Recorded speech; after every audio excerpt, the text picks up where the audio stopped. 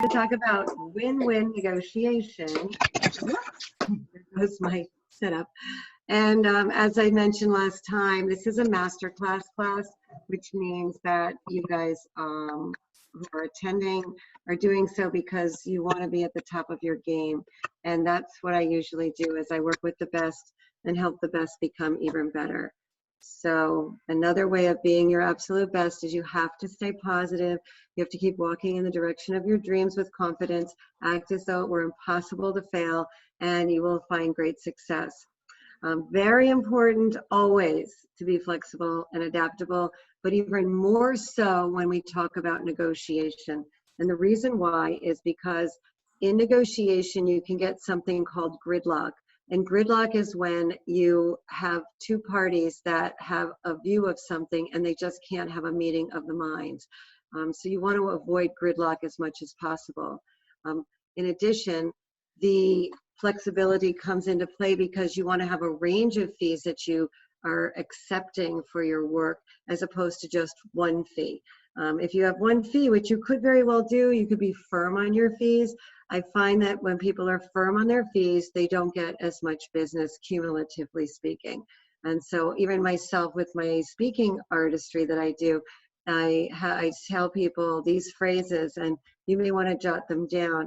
I say that I strive to be budget friendly, and you can strive to be budget friendly too. Budget friendly is a really good phrase, and I would highly recommend that you use it. In addition to budget friendly, you can also say that there are parameters. What's kind of the parameters of your budget? And when you have parameters, again, you're being flexible and adaptable. Without parameters or guidelines, or scope is another word that you can use, that will help. I guess you ladies are going to admit, we have another, I think Heather's coming in again. Got it, okay. So AFA all the way stands for always flexible and adaptable. Now, the last time, for those of you who are here or not here, we talked about the sales essentials. And I'm reminding you of them, or if you're new, I'm going to share them with you, because these three essentials need to be memorized and used often, like you're a practitioner of the field. For instance, those who prepare most win, which is true. I'm preparing you right now to be really good negotiators. Those who ask the questions have the power. But what people don't do is they don't prepare questions. So you really need to combine number one, those who prepare most win, with number two, those who ask the questions have the power. I don't see people preparing enough questions before they interact with a potential client. So please don't forget, part of preparation is not thinking about an icebreaker to talk to someone who might be walking through a gallery or looking at some of your artwork on display. That's fine, you can prepare that. But preparation, if you have a meeting with somebody and you check their LinkedIn account or Facebook or Instagram account, that's great too. But in addition to that type of preparation, you need to prepare really good questions that you can ask to get them talking. Because when they start talking, you're going to find out a few very important things, especially two things. They both start with the letter V.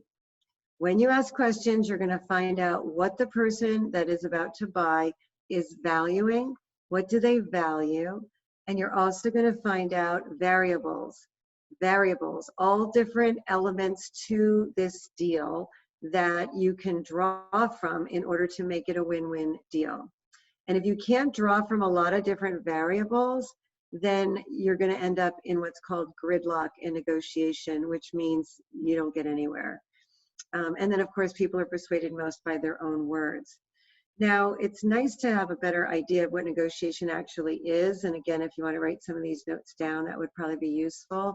But there's three outcomes to a negotiation. There's win-win, there's win-lose, and there's lose-lose. So you can either have a win-win, and that's when both parties are exceedingly happy with what's transpired. You can have a win-lose, which means one of you is winning and one of you is losing. They might be winning because they're getting a price that you don't feel comfortable giving, but you need the money, or you really feel like you need to sell the work, or you can reproduce something similar to it, or maybe you absolutely love the piece and you didn't want to sell it and it wasn't for sale, you were just displaying it, but they kind of talked you into it. So that's where they win and you lose. But they can lose also, and you can have a win. You know, you might win by getting a price that you really wanted, and they might feel that they lost because they didn't want to spend as much as they did. So you have to keep monitoring. The win-win is the best, of course, where we both feel satisfied. And that word satisfied is a very important word in negotiation. Also, one of the definitions I read about in a book called, it's Chester Carras. If you don't know about Chester Carras, he's probably the most famous person as far as writing books about negotiation. I actually took his course. It cost me $600. When I called to sign up for the course, I called because instead of going online, because I wanted to negotiate and get a deal. So I said, well, this is a negotiation class, so can't you give me a tuition less than $600? And they said no. So they were like hardball, right? They just said no. And you can say no too. And then I kept asking, because if you persist, sometimes you wear people down. But even though I asked about 5 times over the course of a nice conversation with their customer service rep, said no every time. They said, well, you know, you're going to make that money back. You will make that money back, and then it will be as if you did not spend that money. Do you know, within 24 hours, not only did I make the money back, but I made it back tenfold. I ended up getting a $6,000 deal based on the course. So I will share with you how that came about. There's a story involved with that as well. So what a negotiation really is, it's perceived value. It's creating value where none existed before. That's one definition that Chester Carras, he's also the bestseller author of The Negotiating Game.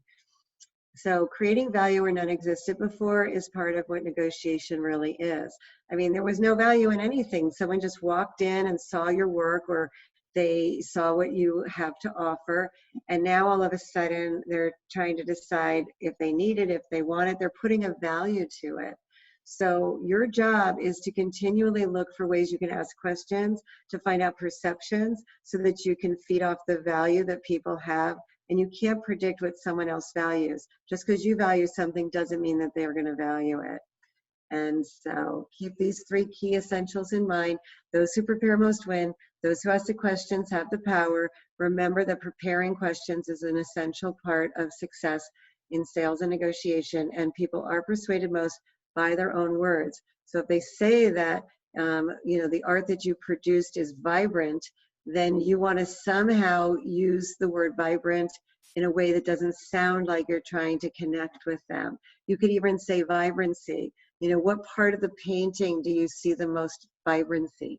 You know, just to connect with them, but do it sincerely and not as a tactic. So in negotiation essentials, there are 10 negotiation essentials I'm going to share with you now. One is to prepare thoroughly. Again, those who prepare most win. If you prepare, you will have an advantage. And I'll give you an example. Have you ever had somebody call you, you answered your phone, you said hello, and then they ask you a favor, they ask you a question, they ask you something about perhaps you can do something for them, or deliver something sooner than you were planning, or have them pay less than you were expecting. When you answer the phone and you're not prepared for the person on the other end of the phone, then what they call it in the Caress seminar is you're a sitting duck. And you're a sitting duck because you are not prepared. Someone is just calling you. Has that ever happened to you? Maybe at work, someone just kind of called you, you picked up, and they said, oh, you know, could you just do a little bit of this project for me tonight before you leave? And you're like, sure, and you hang up. And then you realize that little bit of the project is going to take you 90 minutes, and you're going to be at work like all night, 90 minutes if you're lucky. You know what I mean? Like, you're not prepared for the request. And those who ask questions have power because they are asking you to do something. And a lot of times you want to comply. So when I talk about preparing thoroughly, what I mean is you have to prepare questions. You also have to prepare to be surprised. You also have to be prepared to say, can I get back to you? Because if you just answer on the spot, you could very well regret it. So know that preparing thoroughly is vital, and I'm going to give you some preparation guidelines. Number 2 is to leave room. People do like to negotiate, and they want a deal, and they want to tell their friends that they got you down $100 or they saved $5, whatever it is. They just like to negotiate. It's just more fun for them. They feel good about that without like really dragging you down to the lowest fee or price, although some do enjoy that too. But you have to leave room. So if you want, it might seem like you would be aware of this, but so many people just don't do it. They price something and then someone tries to knock down the price and they're like, well, I priced it because I wanted to make it attractive. It's not as enjoyable for people. So they say if you start high, you have a better outcome. That's a negotiation phrase. Start high, better outcome. But be careful not to start too high, because there have been times when I did start high with my pricing and then they found somebody else who priced it lower, even though I said, come back to me if you want some flexibility on the price. And in their mind, they thought that that was being cheap or it wasn't being fair to me. So instead of giving me 5% less than the price I was asking, they went to someone else and gave them 100% of the money. And that was, to me, a real lose-lose, because actually they didn't care for the service that they ended up getting, which was really heartbreaking. And they said, I really wish I chose you, you know why we didn't. I said, no, I have no idea. And they said, it was your price. And I didn't want to say, I told you I would be flexible, because that would have been rude, but I was thinking it. So you got to leave a little bit of room, a little wiggle room. And I'll give you an example. When you get to be a good negotiator, you start to be very, very powerful and confident and strong. And I remember being in the States, in Vermont, where they have all these antique shops. And I walked into one antique shop and I saw a few things, and one that I liked in particular. And I just happened to ask the store owner, is there any flexibility in this price? So you can use some of these negotiation tools for your own benefit when you're shopping, and ask people if they have any flexibility in their price, because some do. I've asked that question in a lot of different settings. And I was getting my car fixed, and the man said, if you pay with cash instead of a credit card, I'll give you $100 off, because it was an expensive repair and the credit card would have charged him a certain percentage to use. So that turned out to be a win-win. But what if I wanted flyer miles on my credit card and it was a really big expenditure? So then it's not really a win-win to me. So then I would just pay with the card, right? So you have to be aware, like, what's most important to you, what's most important to them. So when it comes to leaving room, I'm in this antique store in Vermont, and I asked the question, is there any flexibility in this price? And she looked very nervous, the shop owner, and then she called over her partner, and they had a discussion in the corner, and then she said, well, I guess we could give you 10% off. And I said, oh, that would be wonderful. And I went to the cash register, and I see this big sign at the front of the store, and it says, our prices are fair. We pride ourselves on our pricing. Please don't ask for a reduction because of the time and attention we've put into this. I didn't see the sign until after I started the negotiation. So I felt pretty badly about that. And when I mentioned the sign, they said, no, it's okay. And it's a consignment store, and we'll get it back from the people who consigned the piece. But I felt terrible. And so you want to use your power as a good negotiator, but you also want to be respectful and fair. And fairness is a really important part of negotiation, which I didn't know, because I kept feeling like I was losing and the other people were winning because I wasn't good at negotiation. I didn't like it. And then I started getting better and better at it over the years. And now I feel like I'm an expert and I can speak to you about it. So you can be one too if you just follow these guidelines, because I'm giving you the real secret to success of effective negotiation. And so you want to prepare thoroughly, number one. Number two, leave room. Number three is to negotiate with limited authority. But if we go back to the Vermont story for 1 second, they didn't leave any room, right? And so it was not satisfying. And also, it made me feel badly because of the rules that they set up in advance. it was kind of rigid. So you need that flexibility and to kind of go with it. Have a price, put it up, make it a little higher than usual, and then you can start, negotiating and taking a little back and forth. So negotiate with limited authority. That's when you're not the ultimate person who is the one who approves this sale. So if someone wants to buy something for less, then you can say, can I get back to you on that? I have to talk to my partner. If you don't have a partner, you can make yourself your own partner. You can just call yourself because with a limited authority, if you don't have someone else you can discuss it with, like I make my mother my partner. I don't have a business partner, but I could run something by my husband. So sometimes you just need a break from the action. And so you say,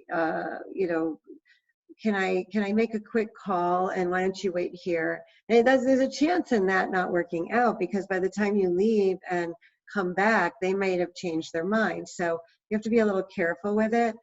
But you don't want to give away anything too easy, because people don't like that either. The point of negotiation is that it's kind of a dance. So I'll give you an example.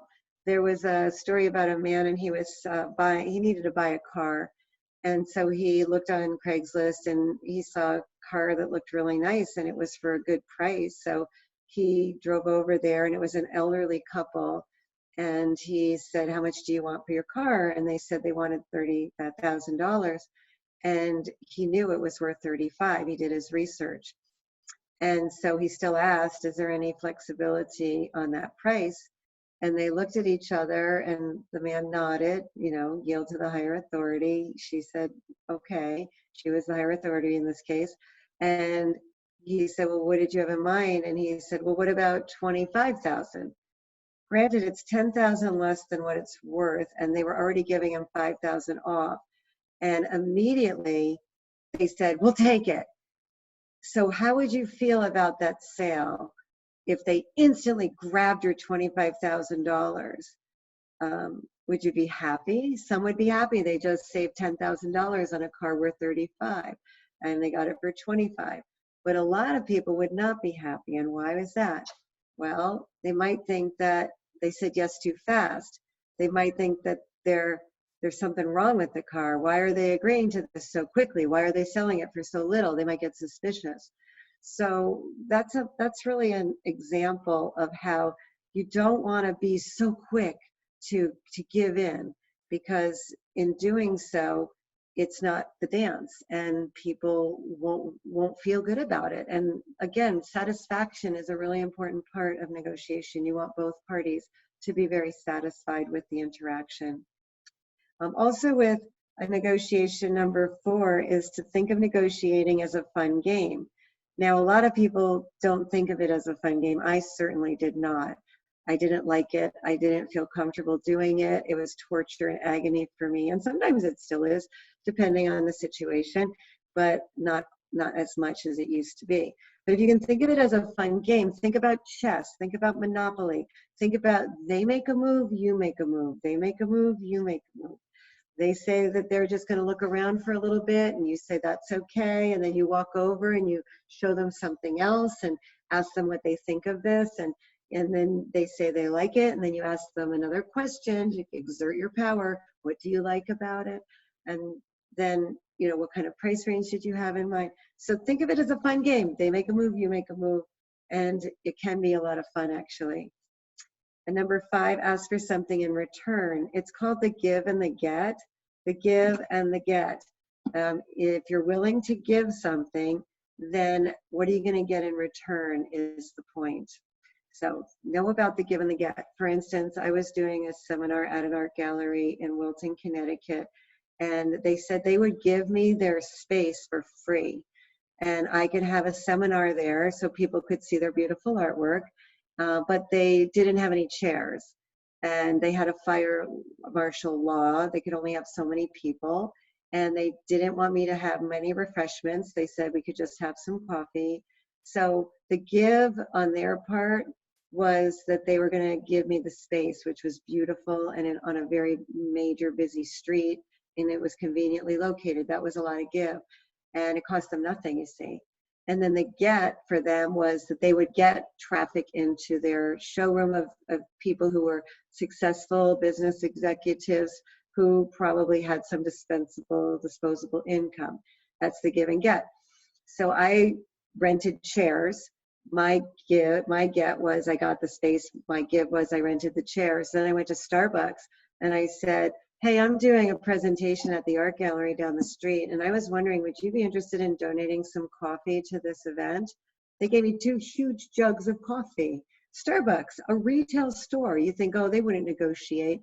And then not only did they give me the coffee, they gave me the cups, the stirs, the sugars, the creams. They gave me like so much stuff. Why are they giving me so much stuff? Because their name is on everything. And I'm going to mention out of gratitude that they did that. They didn't even say I had to give them a verbal commercial because their name was on everything. And so again, it's incredible what you can do when you learn about asking, because if you don't ask, you don't get. So ask for something in return if you're going to give something. If someone says they want you to inscribe on your artwork someone's name, for instance, or they want you to sign a certain piece, or they want the original, you know, you have to give and take. If there's more value to that, then you have to ask for more money, or you have to ask for them to display it prominently, or put your name and your contact information on the wall in their office next to the piece. I did a lot of work with City Private Bank in New York, and they collect art. They actually have art specialists who appraise art as an investment. And on the wall, you see these cards, you know who the artist is and all. So that's your give and get, as an example. Number 6, be prepared for the outrageous request. The outrageous request is when they say something that can be quite shocking or surprising or insulting. So they might say, yeah, I'll give you $10 for it. And it's priced at like $1,000. Some people will go there and do that. And they do it because sometimes they get it for much less. If they say 10 and you say 1,000, they might get it for 100 or 200 or 500. But if they say 800 and it's 1,000, then it's not as shocking. And so they're not going to get as much. So just be prepared for the outrageous request. And one thing that you can do is ask a question. Oh, why do you feel that $10 is worthwhile to pay for this? Or why $10? You know, like, it's like a question, right? And sometimes you have to be patient with these people. You have to be patient when you play a game. You have to be patient when you play chess. So take a breath. You can do it now. Inhale, 1, 2, 3, 4. Hold it, 1, 2, 3, 4. Exhale, 1, 2, 3, 4, 5, 6. It's called the 4-4-6. Be patient. Make it a dance. Because people get impatient with negotiations. They think that it's insulting, or it's not worth their time, or this person's just coming in and wasting their time. It's just awful. So be patient. Come from a place of kindness. Ask good questions. And be sure to listen very carefully to what they're saying when you ask those questions. Don't assume anything. Ask a question, take a moment, take a breath, and listen to what they're saying. And definitely don't speak.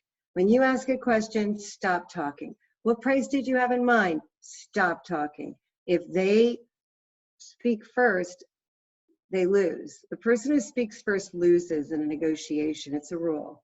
So if you're speaking to a really good negotiator, nobody talks. And everybody asks questions. Nobody talks and everybody asks questions. Nobody talks because they know the rule. Those who speak, first lose.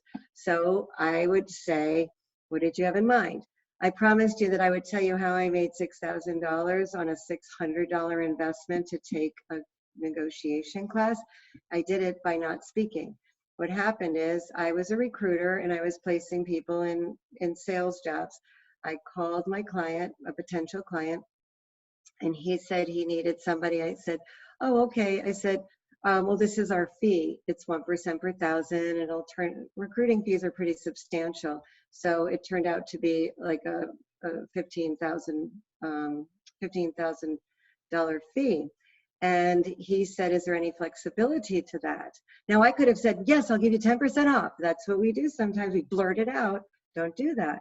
I said, what kind of flexibility did you have in mind? You see, now we're doing the game, we're playing the dance. I never used to like it, but now I do because I know how to do it, and now you do too. And he said, well, I don't know. I didn't give it much thought. I wasn't really prepared because I didn't know what your fee was originally. And I said, oh, so see, he's asking a question again. And how many times do we do this insanity? We keep doing it until we get to the win-win conclusion. So I told him the fee was going to be $15,000. He said that he wanted flexibility. I asked what kind of flexibility he wanted, but in my mind, I was thinking that I was going to give him a bigger price break. And so I was thinking like 10,000 or 9,000 because it sounded like his budget was really small. But instead of blurting it out, how about 10 instead of 15, which would have been ridiculous. But I was nervous. You know, when you get nervous, you say things and you don't know what you're doing. And so he said, I don't know. He said, I would feel pretty comfortable with like 14,000. So I was like, wow, 14,000 instead of 15,000. And I was thinking of like 9 or 10,000. So all of a sudden, I didn't give away so much.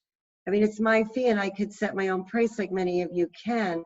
And there are standards in my industry that I do follow, but I also can go off the rate card as you can and others can too. So literally in a course of minutes, because I learned how to slow down, be patient, take a breath, listen, ask questions, ask another question, and do it in a way that's not obnoxious, but really getting to the point. I was able to make thousands of dollars in minutes. So think about all the top 10 negotiation ideas that I've just shared with you. Prepare thoroughly is number 1. Number 2, leave room. Number 3, negotiate with limited authority. Number 4, think of negotiation as a fun game. Number 5, ask something in return, give and get. Number 6, are prepared for the outrageous request. Good negotiators are prepared for the outrageous request. They ask good questions. Number 7, number 8, they're patient. Number 9, they listen carefully. And number 10, they don't speak because those who speak first lose. Now, this is just a review slide, and it's of the questions that we had in the last session. If you were not in the last session, take a picture of this with your phone and know that don't forget you have power through questioning. Look at all these questions and decide which ones you feel most comfortable with. But the ones that can make you the most money are tell me, what do you envision, dream with me, and what's most important to you. Those are the money questions. And then the anything else and really and why is that, those are chaser questions that dig deeper to value. You're always searching value. Remember, don't speak. And then finally, these are 10 more concepts. Basically, they're self-explanatory. I wanted to make sure you had them, and we'll finish up with these 10. Number 1, there's something called the satisfaction continuum. The satisfaction continuum says on a scale of 1 to 10, how satisfied will you be and how satisfied will they be when this interaction is over? It's a satisfaction continuum on a scale of 1 to 10. How satisfied will you be? How satisfied will they be? If they're a 10 and you're a 2, that is not acceptable. That's a win-lose situation that you don't want. If you're a 2 and they're a 2, then you have to walk away because no one's going to get anywhere. They're not valuing what you offer. If you're a 9 and they're a 9, that's beautiful. That means that you are both very, very happy. And I know you've experienced it where you've been thrilled and they've been thrilled and you're happy, they're happy, and they're happy, you're happy. That's a really nice thing. Number 2, uncover perceived value. You do it by asking questions, what's most important to you, and so on. Number 3, uncover variables. Would that be charge? Would that be cash? Is that a variable? Would they like you to have a signature on it? Do they want it delivered by a certain time? These are all variables that help the negotiation move forward. The toe press is when you get nervous, press your toes because nobody knows.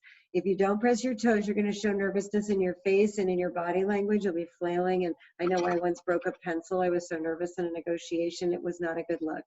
I brought a pen the next time, broke the pen. I was that nervous. You get really super strength when you are scared.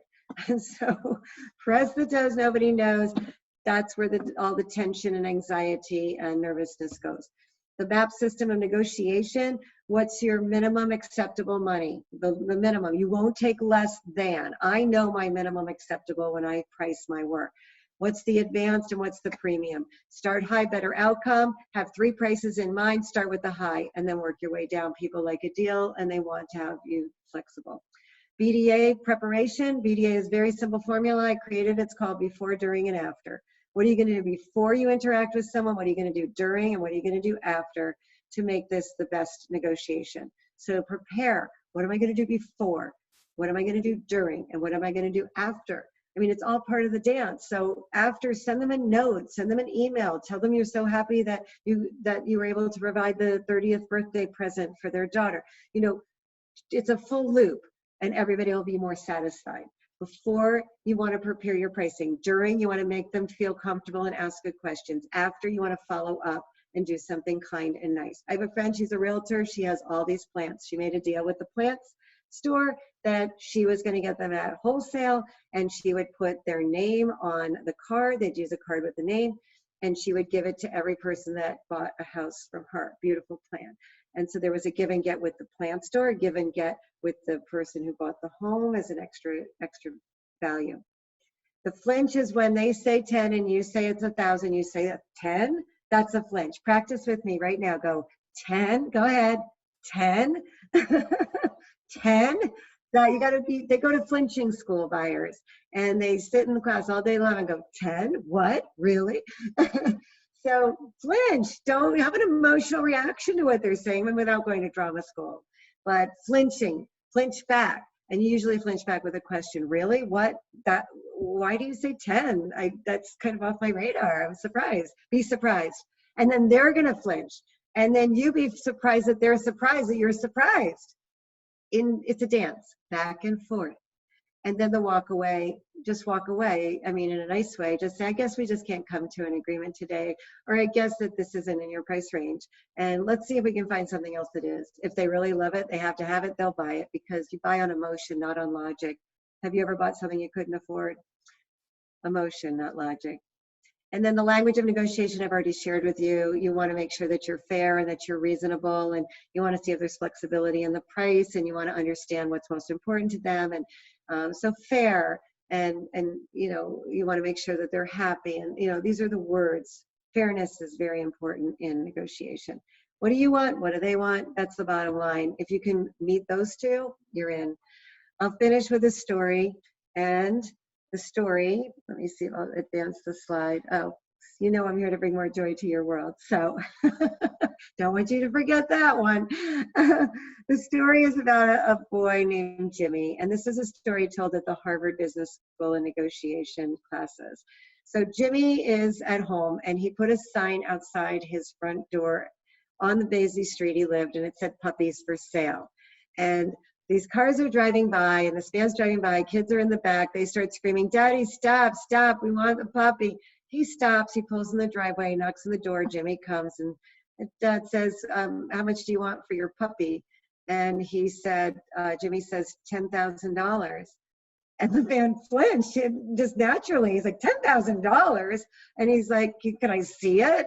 And he brings the puppy to the door, and he's like, what is it, a show dog? Did it win prizes? Is it a thorough, you know, blue blood, a pedigree?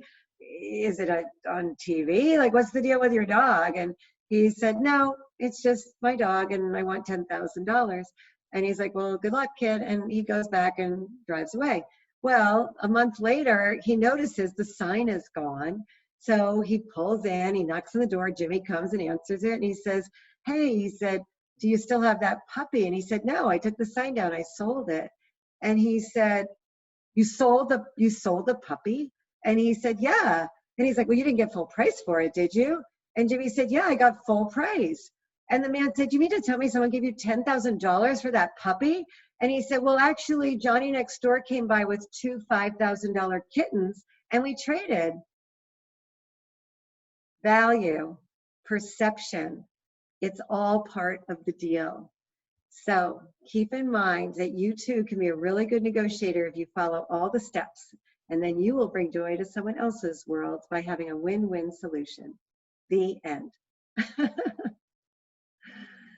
Does anybody have any questions?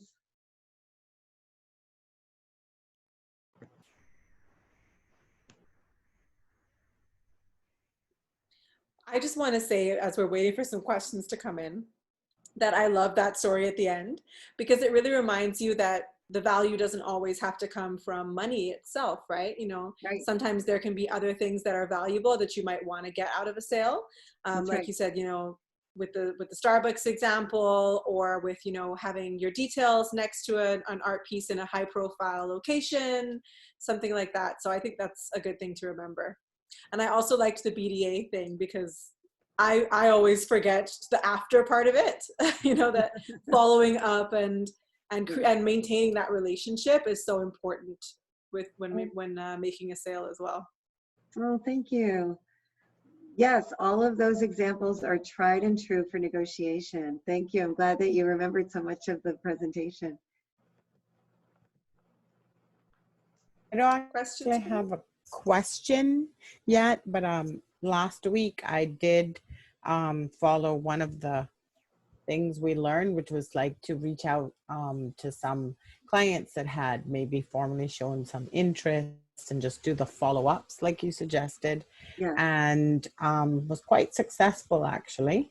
Ooh. So we had within that week 2 sales and 1 pending. So Wow. it You know, worked. I only charge 10% commission on the learning, right? So, you know, right, so I bye. just needed that push, I guess, sometimes to say, because sometimes we just don't want to humbug people. No. But there's a way to do it that doesn't feel like humbugging, and it works. So thank How you. did you do it to not humbug? Well, just conversational. You know, I haven't seen you in a while. Hope things are going well. Been doing some new work. Thought I'd send you some images, things like that. So it's left open. And then if their response was sort of interested or in anything that indicated, then I would follow up and say, you know, I'm happy to bring them by so you can see them. And so that helped as well. And that's a give and get too. You know, I'll bring them by so you can see them on speculation, if you will. That's the give and get. You didn't have to come by. You didn't have to bring them, but that's extra service. And look what happens. Right. You're right. Because I just made 25 follow-up calls on Friday at 4 o'clock. Most people will be like, Friday, 4 o'clock, nobody's going to be interested or there. But it didn't matter.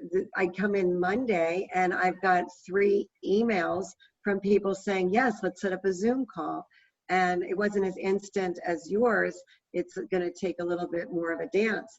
But I was really happily surprised that these 3 people already email me back, whereas sometimes you hear nothing. Right.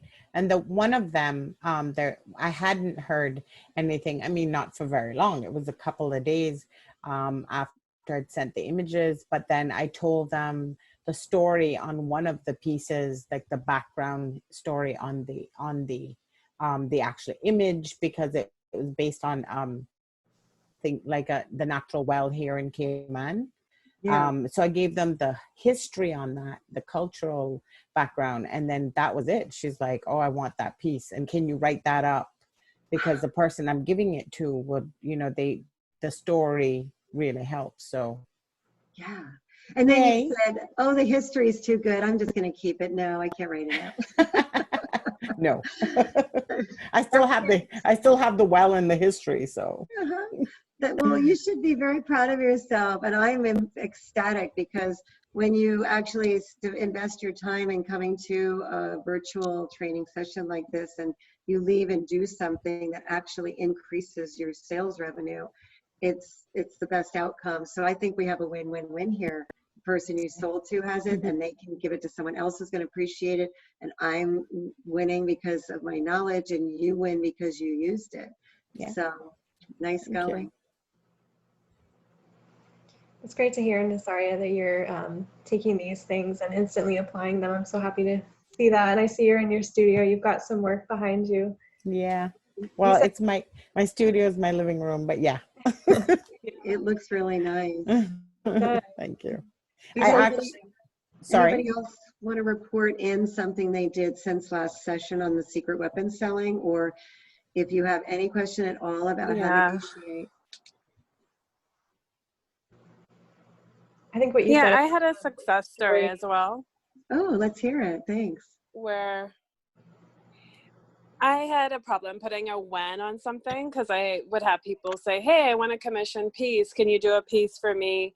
But it was difficult for me to put a when for when they would purchase. Yeah. And after taking the seminar, I was like, okay, let me reach out to the lady. And this Friday, she's actually committed to buy in the commission piece. And it gave me a deadline of knowing this Friday I have to be finished.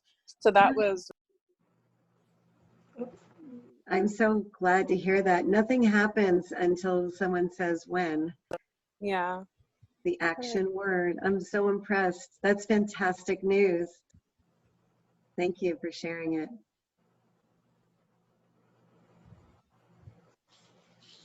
Anyone else have a success story or a question about negotiation?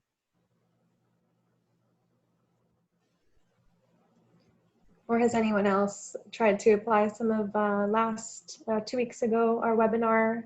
Any tips from that you guys have applied?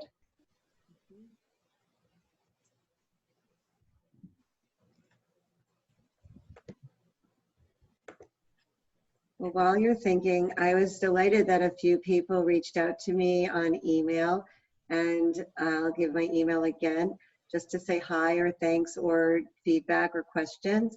And so if some of your questions or comments are ones that you'd like to keep one-on-one, my email, joy@Baldridge, BALDRIDGE.com. I'm on WhatsApp, and that number is 1-203-564-0141. Also, I'm starting an online learning institute, and it's called Joy Time. And every week, I'm going to create a platform where a company can buy 52 like quick joy gem, quick hits of knowledge, and have it emailed to their employees every Monday. Now that it's in development, I'm actually going to offer free for anybody who wants to see these quick hits, the joy gems of Joy Time. I'm happy to send some to you. It's not an automatic email, but I have 4 that have already been created. I'm going to do 52 in the next couple of months, and then I'm doing another 52. So it's 2 years worth of content for a client to purchase on a big scale. Unlimited usage, unlimited number of people can watch it. But I have 4 ready. One is on being flexible, adaptable, second's on breathing, the third is on anti-procrastination, and the fourth one is on creative thinking and resiliency. So if you're interested, you can send me an email, joy@joybaldridge.com, or WhatsApp message saying, here's my email, please send the 4 links. They are links on YouTube, and they have a green screen, and it's exciting. And the give and get is you can have them for free and watch this beta test unfold for free. I can give you many more. In return, I just want your instant impression. So as soon as it clicks on, write down, do you like it? Do you not like it? Is the background busy? Is it fun? You know, are the words clear? Like, just give me your, or maybe you just love it, and that's all it has to say. I loved it, and I would watch these every week. So please take me up on this offer. And I'm also going to send Maya some, so just in case you somehow lose my email, you can know that the National Gallery will have my collection of my art, which is the Joy Gems of Joy Time.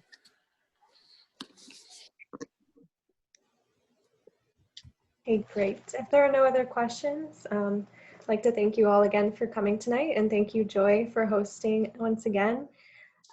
We do have one more session with Joy. It is set for Tuesday, August 4th at 7 p.m. and it's called Success with Less Stress.